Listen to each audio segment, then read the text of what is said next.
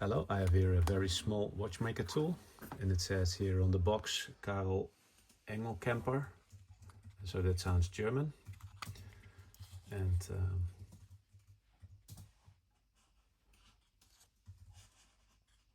when I zoom in, it looks like this, and this is very small. You see on my finger. I can take this part out.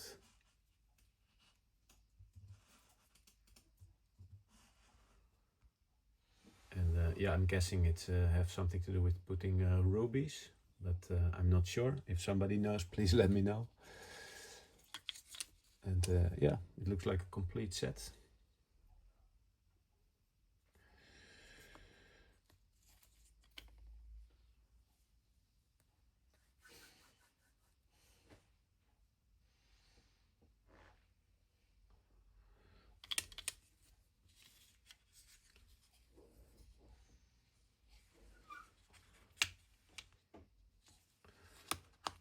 Very nice tiny tool.